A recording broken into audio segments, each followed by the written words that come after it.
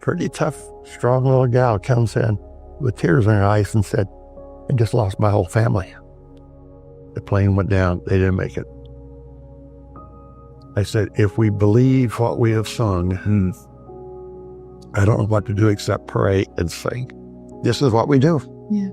In good times and bad times. The day Michael English's career ended, Bill Gaither could have walked away, and nobody in that world would have blamed him for it. What Gaither chose to do instead is something Michael English spent 30 years carrying quietly, and at 64, he finally confirmed what was said between them. When you hear it, you understand why those words didn't just rescue a career. They pulled a man back from the edge of everything.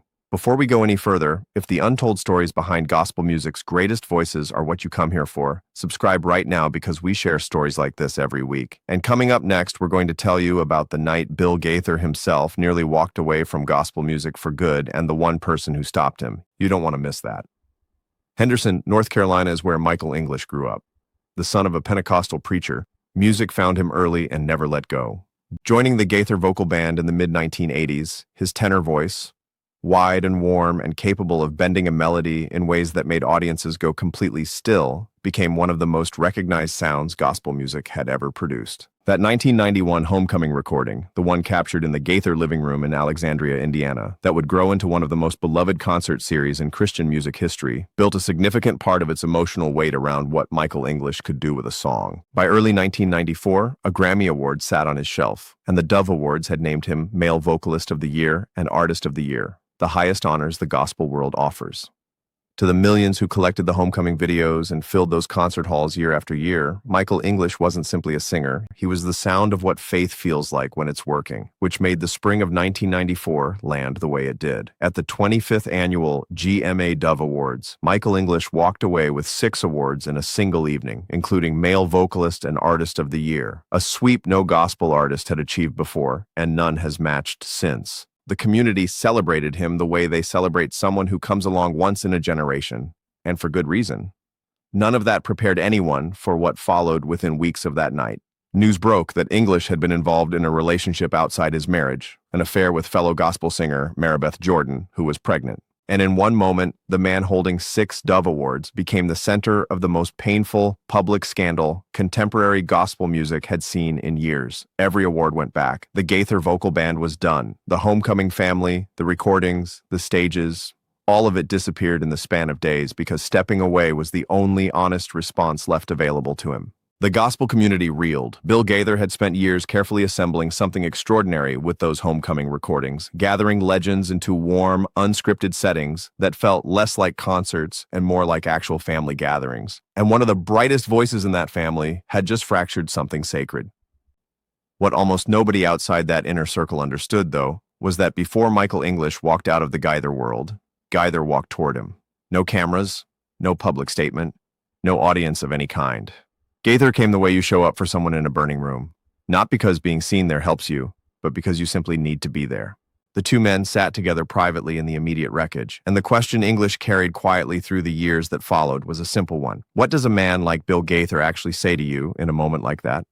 Here is what Michael English has confirmed. In the days right after everything collapsed, before the long silence began, before the 1995 album Healing and everything that album would eventually mean, Gaither sat across from him and didn't lead with judgment. No distance was placed between them. No careful separation of Gaither's reputation from English's failure. What Gaither offered instead was something Michael would carry through addiction, through silence, through years of wondering whether any door back existed at all. Gaither told him that this failure didn't write the final sentence of his story, that God wasn't finished with him, and that as far as Bill Gaither was concerned, the relationship between them wasn't finished either. Saying that cost something real. Gaither had spent a lifetime building his work on the integrity of the message, and English had made that integrity genuinely harder to defend. Gaither chose those words anyway, and English has described them as the first crack of light in an otherwise completely dark room. The road back stretched long from that point, and English has never pretended otherwise. The Healing album opened a door, and listeners responded with a depth that surprised even those closest to the project. Thousands of people hearing their own brokenness named in those songs. But prescription drug dependency pulled him back toward the edge, and seasons arrived where the comeback felt like it had stalled permanently, where the homecoming world simply continued without him. What Gaither's words had done, though, was settle somewhere that the grief and shame and addiction couldn't reach. English has spoken about never feeling fully abandoned, even at the bottom of it. And that thread, that quiet sense that a door remained open somewhere, however distant, became the thing he held when nothing else was available. The Homecoming family eventually welcomed him back. Not with any formal announcement, not with a stage moment designed for maximum impact, but the way family actually welcomes someone home, with the particular warmth that belongs to people who chose to wait and who are genuinely glad the waiting ended. At 64, looking back across 30 years of everything those decades contained, English speaks about what Gaither said to him the way someone describes the first light they spotted in a very long darkness. Those words didn't carry him all the way home on their own. What they did was make him believe home was still a place he could reach. And that's the only thing a word of genuine grace ever needs to accomplish. Return for a moment to that private room. Two men sitting together in the rubble of public disaster, when every practical reason available pointed toward a short conversation and permanent distance. What Gaither chose in that room is the most honest picture of what gospel music is actually supposed to be. Not the award ceremonies, not the touring schedules, not the chart positions. The real question is whether the grace proclaimed on a stage is the same grace extended behind a closed door to someone who has made that extension genuinely difficult. Michael English's story attracts the cautionary tale framing easily enough. The Grammy, the historic Dove Award sweep, the fall, the addiction, the silence. None of that adds up to tragedy, though, because that's not where the story stops. The story stops at 64 with a man who walked through every dark room his life contained and came out the other side still singing, still part of the community Bill Gaither built, a living demonstration of the same grace that was extended to him in his worst hour. Gaither has shepherded gospel music and the people who make it for more than 60 years. And the way he moved toward Michael English in 1994, when every easier option pointed in the opposite direction, may be the most honest sermon he has ever delivered. English still sings.